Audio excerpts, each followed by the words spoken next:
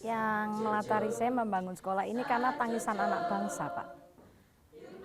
Mereka ketika saya keliling ke daerah-daerah, mereka bertanya, bagaimana dengan nasib mereka? Apakah yang bisa sekolah cuma orang kota dan orang kaya, sedangkan mereka yang ada di pedalaman itu bagaimana? Dari situ saya mulai tergerak hati, saya berdoa kalau Tuhan berkati saya mau bangun sebuah sekolah yang memberi kesempatan khusus untuk anak-anak daerah yang mau sekolah. Membatik telah menjadi rutinitas bagi para ibu anggota kelompok batik Taito Alba di Desa Tlogoweru, Kabupaten Demak, Jawa Tengah, di sela-sela kegiatannya sebagai buruh tani. Motif burung hantu berjenis Taito Alba menjadi ciri khas batik di desa ini. Ya, burung malam ini memang tak bisa dipisahkan dari sejarah kemajuan desa Tlogoweru. Elizabeth Philip merupakan sosok yang berjasa atas terbentuknya kelompok batik Taito Alba di desa ini. Melalui Balai Latihan Kerja Sejahtera Bersama Desa Tlogoweru yang dirintisnya pada tahun 2011, wanita yang akrab disapa Elis ini berhasil melahirkan banyak perajin batik yang sebelumnya tidak ada di desa ini. Ya, Elizabeth memang tunanetra, tapi kekurangan ini tidak menghalanginya berkarya, memberi sumbangsih bagi sekitarnya. Ia tidak hanya membuat kelompok batik di desa itu untuk membuat warga semakin sejahtera, tapi Elizabeth juga membuat pelatihan kerja, memperkenalkan peternakan sapi, sampai memberi pelatihan pemeliharaan burung hantu. Dan di luar desa itu, ia membuat sekolah menengah kejuruan dengan sebagian siswa mendapat beasiswa. Iya, dulu awalnya kita itu kan di rumah, hanya di rumah, ada yang enggak punya pekerjaan. Waktu itu digugat sama Bu Elizabeth di kursus batik sama Balibang, sampai didanai. Terus kita akhirnya bangkit, ingin punya batik. Terus akhirnya bisa menggat, dulu itu hanya 2 orang, sampai 4 orang, sekarang 20 orang.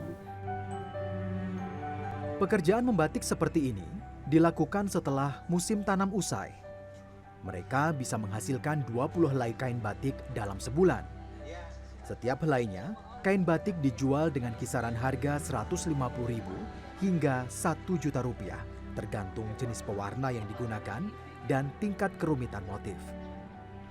Selain di Demak, kain-kain batik nan cantik ini dipasarkan hingga ke Surabaya, Jawa Timur.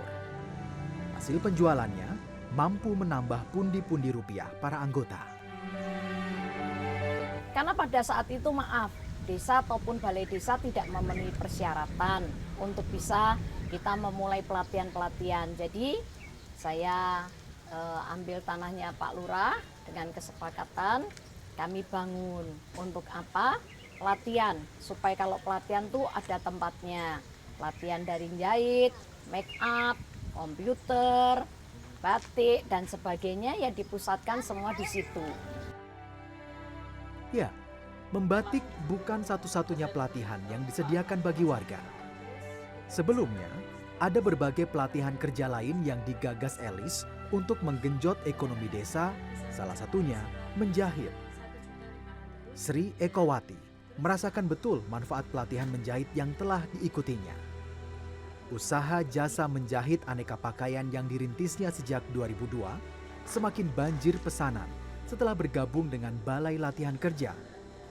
Ibu 2 anak ini bisa mengantongi pendapatan rata-rata Rp1.500.000 per bulan. Ya, sekarang dari kursus dulu, terus itu pesanan semakin bertambah, terus pendapatan saya bisa mencapai Rp1.500.000 per bulan.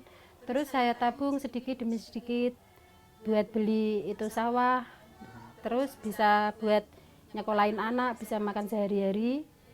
Terus sampai sekarang itu sudah alhamdulillah lancar.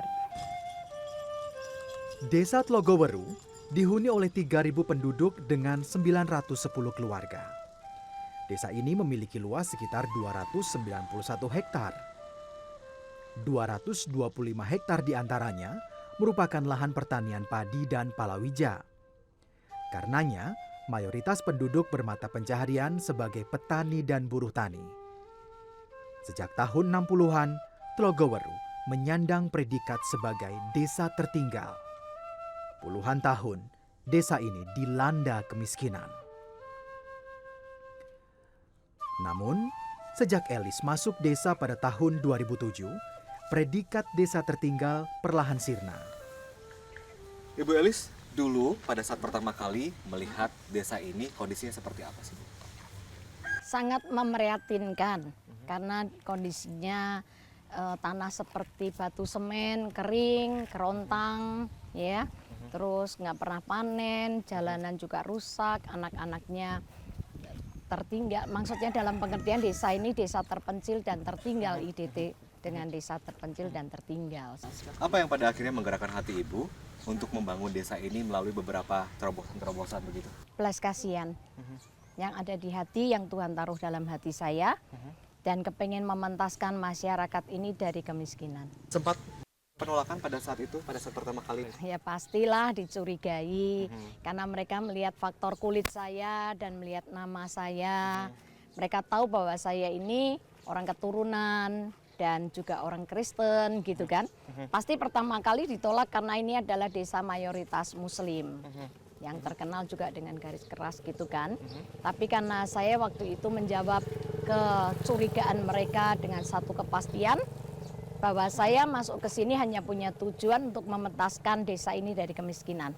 Tidak akan mengkristenkan, tidak akan merubah agama apapun gitu. Akhirnya mereka juga Akhirnya mau bekerja diterima sama. dan saya buktikan sampai hari ini saya juga nggak pernah mengkristenkan mereka.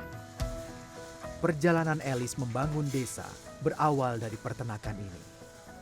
Ini adalah peternakan sapi pertama yang didirikan oleh Elis. Program penggemukan sapi menjadi langkah awal meningkatkan perekonomian desa. Padahal sebelumnya tidak ada warga yang beternak sapi di desa ini. Mulyadi merupakan satu dari 30 peternak sapi yang terbilang sukses. 6 tahun sudah ia beternak sapi.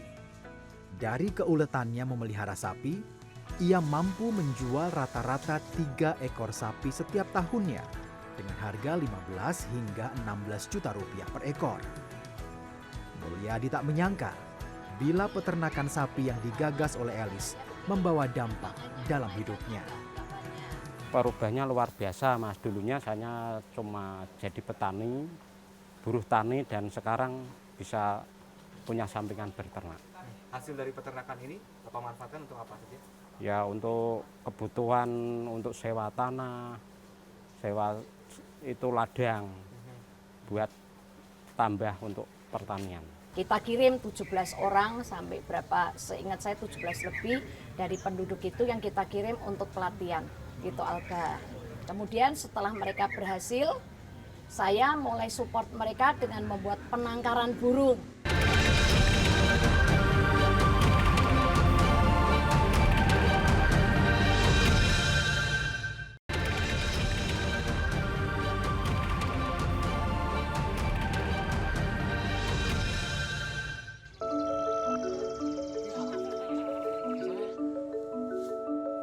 Sukses merintis peternakan sapi, Elis kemudian fokus mengembangkan potensi pertanian di desa Tlogoweru. Ia menggagas program investasi air melalui pembuatan sumur pantek atau sumur bor. Mengingat tanah di desa ini jauh dari subur akibat dilanda kekeringan bertahun-tahun, kepiawaian Elis menjalin kerjasama dengan sejumlah donatur berhasil menyukseskan investasi air ini. Awalnya, hanya 10 sumur yang dibangun di desa ini. Kini, sedikitnya ada 1000 sumur yang tersebar di setiap lahan pertanian dengan air yang tak pernah surut di dalamnya. Keberadaan air dari sumur-sumur pantek ini mampu memelihara kesuburan tanah. Semangat Elis memajukan sektor pertanian menular kepada para petani di desa ini. Bersama warga, Sutejo menggagas pemberantasan hama tikus dengan memanfaatkan burung hantu jenis Taito alba. Hingga awal Januari 2017, ada 150 rumah burung hantu atau rubuha di 225 hektar lahan pertanian di desa ini. Rubuha dibangun setinggi 4 meter. Nah, inilah salah satu rumah burung hantu atau disebut rubuha begitu ya. Rubuha, betul. Nah, pemasangan rumah burung hantu ini di setiap lahan seperti apa, Pak? Di setiap lahan, tiap 2 lahan 2 hektar itu kita tempati satu. Satu kandang. Dan dalam satu kandang ada satu berapa ya ekor? satu kandang ada 2. Dengan pengembangbiakan atau juga istilahnya memberantas hama tikus dengan menggunakan burung hantu ini sudah terlihat hasilnya dulu seperti apa sih, Pak? Oh sudah Pak, ini hasilnya yang dulu itu sebelum ada burung hantu itu berpuso, ya puso, Gagal gagal panen, ini sering sampai mencapai 60% lebih gagal panennya, bahkan 100%. Seperti apa kondisinya lahan saat itu? Kondisinya ya cuman ada pinggir-pinggir saja yang ada padinya, yang tengah udah habis. Pemanfaatan predator tikus alami ini dimulai sejak tahun 2010. Elis turut andil dalam mengembangkan populasi Taito alba di desa ini dengan mendirikan pusat penangkaran. Ia membantu warga dengan memberi pelatihan budidaya Taito alba. Dari pertama kali sekolahkan mereka. Biasa sebelum saya kasih kasih modal untuk mereka bisa melakukan peternakan ini, pasti pertama kali saya sekolahin mereka dulu, Pak, dilatih dulu. Kita kirim 17 orang sampai berapa, seingat saya 17 lebih dari penduduk itu yang kita kirim untuk pelatihan Taito alba. Kemudian setelah mereka berhasil, saya mulai support mereka dengan membuat penangkaran burung. Taito alba merupakan salah satu spesies burung hantu yang tersebar hampir di seluruh penjuru dunia. Burung ini memiliki ciri berparuh tajam, berbulu putih di bagian badan, dan memiliki bentuk wajah menyerupai jantung sehingga banyak yang menyebutnya burung hantu muka monyet. Nah, Pak, berbicara tentang burung hantu sebagai predator tikus di desa ini begitu. Sebenarnya bagaimana cara dia bekerja? Jadi dia dari rumah burung hantunya di malam hari itu dia sudah mengintai mangsanya. Ya, dia dari rumahnya itu langsung menangkap tikus yang ada di sekitar rumah burung hantunya itu, dan setelah itu dia memakan, dan juga dia bisa semalamnya dia bisa makan tikus 3 ekor. Taito alba menjadi bagian dari sejarah kemajuan pertanian di Desa Tlogoweru. Untuk menjaga kelestariannya, perangkat desa membuat peraturan desa nomor 4 tahun 2011 tentang agensi hayati burung hantu. Bagi siapa saja yang memburu Taito alba akan dikenakan sanksi dengan mengganti biaya perawatan Rp1.250.000 per ekor burung yang diburu. Pemanfaatan Taito alba di desa ini membuat Tlogoweru dinobatkan sebagai desa percontohan pengembangan agensi hayati burung hantu Taito alba. Setelah sukses membangun desa Tlogoweru di Demak, uluran tangan Elis tak berhenti untuk berperan memajukan anak bangsa. Pada tahun 2010, ia mendirikan sekolah menengah kejuruan di Desa Podorejo, Kecamatan Ngalian, Semarang. Yang melatari saya membangun sekolah ini karena tangisan anak bangsa, Pak. Mereka ketika saya keliling ke daerah-daerah, mereka bertanya, bagaimana dengan nasib mereka? Apakah yang bisa sekolah cuma orang kota dan orang kaya, sedangkan mereka yang ada di pedalaman itu bagaimana? Dari situ saya mulai tergerak hati, saya berdoa kalau Tuhan berkati saya mau bangun sebuah sekolah yang memberi kesempatan khusus untuk anak-anak daerah yang mau sekolah. Tapi dengan syarat itu walaupun nggak punya uang, mereka miskin, asal dia mau sekolah kami kasih kesempatan. Tapi kalau mereka punya duit, tapi mereka pinter, tapi mereka nggak mau sekolah, kami nggak akan terima juga. Sejak diresmikan pada Juli 2011, SMK Bagimu Negeriku memiliki 5 jurusan, di antaranya teknik konstruksi batu dan beton, jasa boga, multimedia, teknik kendaraan ringan, dan rekayasa perangkat lunak. Sekolah ini memiliki 381 siswa. Hampir 70% diantaranya mendapatkan beasiswa penuh dan bersubsidi.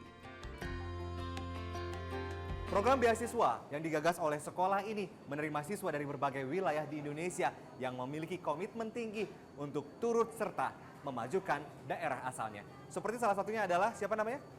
Clara. Ini sudah bersekolah di sini sejak tahun berapa? Tahun 2016. Kenapa memilih jurusan Jasa Boga?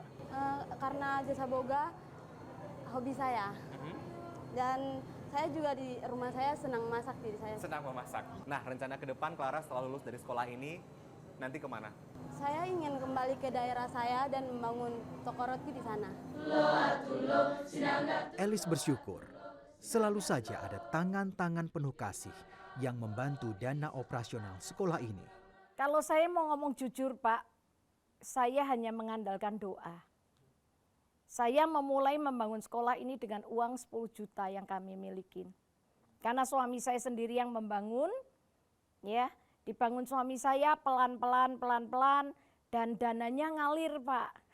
Ngalir seperti air sungai yang terus mengalir sehingga terus jadi. Nah, kalau dibilang pendanaan untuk sekian anak, memang tidak sedikit. Tetapi lama-kelamaan ada teman-teman yang punya perusahaan yang melibatkan diri untuk mau ikut terlibat, memberikan dana CSR-nya, juga untuk memberikan uang kelebihan mereka, begitu. Terus ada teman-teman yang memberikan 1 bulan, ada yang 500, ada yang 1 juta, ada 1,5 juta, berjalan terus sampai hari ini.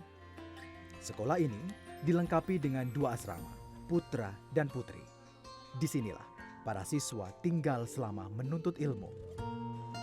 Sadar akan pentingnya pendidikan bagi anak-anak usia sekolah di daerah yang minim sarana pendidikan, SMK Bagimu Negeriku menerima siswa dari pedalaman dan daerah terpencil di luar Jawa hingga 40%. Sisanya berasal dari Pulau Jawa.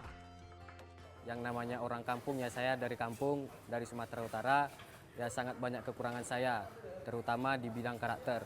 Nah, salah satu visi dari sekolah ini bukan hanya untuk memberikan prestasi kepada siswanya, namun unggul juga dalam berbudi dan perilaku. Nah, itu yang saya dapatkan, yaitu adanya suatu sikap yang lebih baik sebelum saya ke sini. Ya, salah satunya yang terus dibina oleh asrama, yaitu kebersihan, kemudian kerajinan, kemudian kesadaran akan teman, dan yang lain-lain. Karena saya lumayan jauh dari mama saya, jadi posisi saya sebagai terhadap Mami Elis itu, saya udah anggap sebagai mama saya sendiri.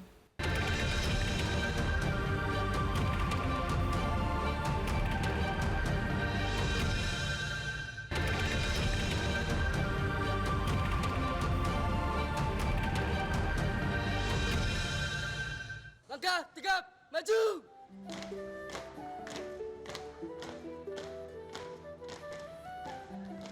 Selama 5 tahun berdiri, sekolah ini telah sukses menelurkan banyak siswa berprestasi. Salah satunya adalah Andrew. Kecintaannya pada Jasa Boga dibuktikannya dengan memboyong sejumlah piala. Elis senantiasa menanamkan sikap mengasihi dan menghargai terhadap siswa kepada para guru. Di tangan 50 tenaga pengajar, sekolah ini berhasil mendidik siswanya memegang teguh kedisiplinan. Ibu Elizabeth, seorang wanita yang keibuan, yang dia punya hati penuh kasih, dia punya hati yang luar biasa untuk pendidikan. Terlebih lagi dia punya hati untuk semua anak ya, di mana nggak cuma hanya beragama tertentu, tapi benar-benar dari beragama yang lain, dari suku bangsa yang lain pun juga dia oke. Dia sayang sama mereka, dia penuh kasih, dia mau melayani mereka. Selain aktif dalam aksi sosial, Elis juga aktif dalam kegiatan keagamaan. Ia kerap terlibat dalam pelayanan doa dari satu gereja ke gereja lain. Baginya, doa adalah sumber kekuatan dalam menjalani kehidupan sehari-hari. Kalau pengalaman saya dengan saya berhubungan komunikasi berdoa dengan Tuhan itu membuat saya kuat ketika saya menghadapi masalah. Misalnya nih ya, ketika saya divonis dokter, saya tidak akan pernah bisa melihat lagi untuk selamanya karena semuanya rusak. Kalau secara manusia saya pasti takut Kalau secara manusia saya pasti sedih. Tapi karena saya punya kepercayaan dengan Tuhan, sehingga saya selalu komunikasi dengan Tuhan, Tuhan itu akan jadi kekuatan buat saya. Saya bisa menghadapi kebutaan saya selama 23 tahun ini jalan, saya tanpa ketakutan. Ya, menjadi seorang tunanetra tak lantas membuatnya patah arang. Bahkan di tengah kondisinya saat ini, ia menjadi teladan banyak orang. Yang saya kenal, dia bisa mempersatukan gereja-gereja di kota Semarang. Dulu gereja-gereja di kota Semarang itu kurang bisa saling mempercayai. Ya. Tapi kehadiran Ibu Elizabeth itu mempersatukan semua pihak. Dia orang yang netral, tidak punya gereja, dia bisa ngerangkul satu sama lain. Ervin Watt adalah anak Elis yang setia menemani kemanapun ia pergi. Ia senantiasa menggandeng tangan Elis di setiap langkahnya. Ya kembali lagi bahwa hidup itu kan kesempatan. Ya, kalau sekarang masih bisa punya kesempatan untuk bisa mendampingi, saya gunakan waktu itu sebaik mungkin. Karena kalau kesempatan itu sudah nggak ada, kita mau mencarinya lagi juga nggak bisa. Selama Mami masih bisa didampingi, ya saya berusaha untuk bisa mendampingi selama saya bisa. Selain Ervin Wati, ada 8 anak lain yang tinggal bersama Elis. Mereka adalah anak-anak yang diasuh oleh Elis. Ya, sepeninggal almarhum suaminya pada 2014, merekalah yang menjadi pelipur lara saat Elis menghadapi kesulitan. Ia sangat mencintai ke-9 anaknya, meski bukan buah hatinya sendiri. Kalau saya paham sekali itu karena panggilan hati saya ya. Tuhan kasih saya hati sehingga ketika saya melihat anak-anak ini, saya melihat diri saya sendiri. Ketika saya kecil, saya kepengen sekolah, nggak ada yang sekolahin. Untuk bayar uang sekolah aja, mami saya harus jual pakaian bekas, jual apalah gitu ya. Sehingga saya nggak bisa sekolah. Maka ketika saya sudah mulai bekerja, saya bisa menghasilkan uang.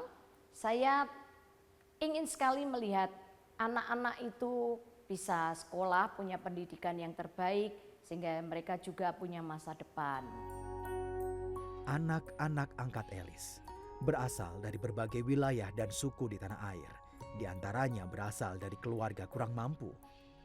Kevin misalnya, perceraian orang tuanya membuatnya terpaksa hidup di jalanan menjadi seorang pengamen sejak usia 10 tahun di Jakarta. Kisah hidupnya memilukan, kini sirna setelah ia tinggal bersama Elis.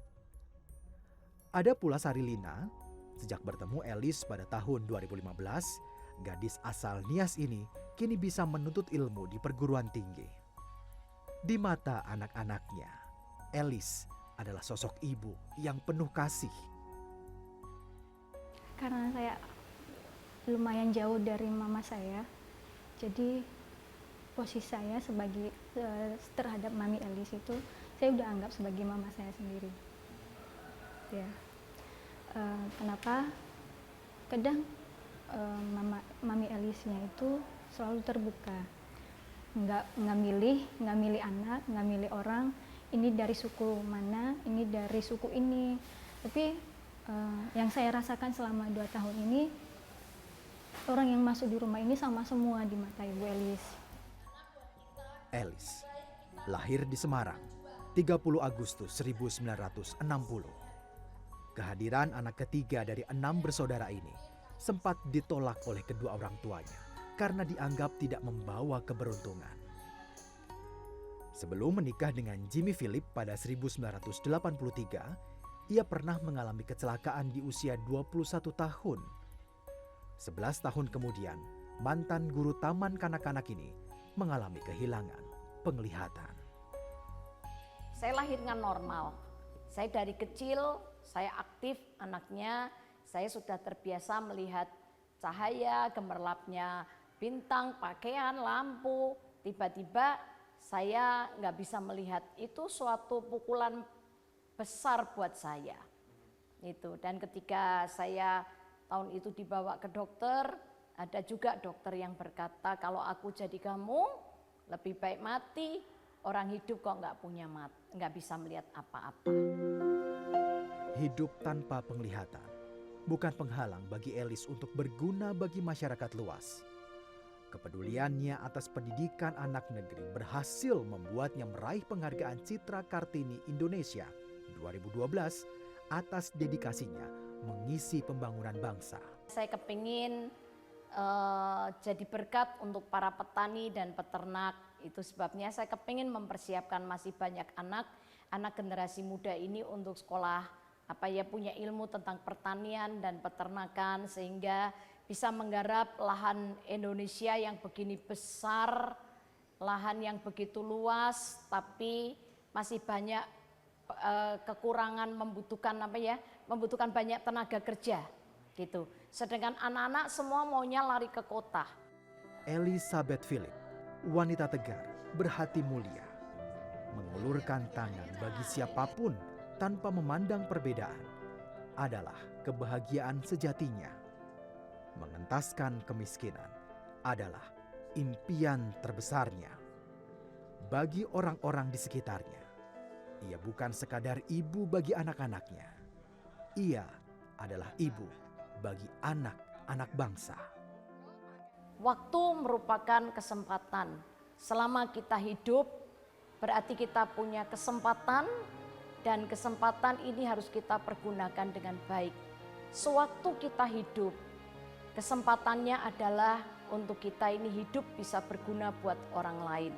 Saya percaya kalau hidup kita ini bisa berdampak, berguna buat banyak orang, bisa membuat orang lain berhasil, dan bisa membuat orang lain bahagia, hati kita pasti akan berbahagia. Saya cuma ingin berpesan, mari selama kita hidup, jangan cuma berdasi dan bergengsi, tapi biarkan hidup kita berfungsi bagi lingkungan orang-orang di sekitar kita. Pasti Tuhan juga berkati kita.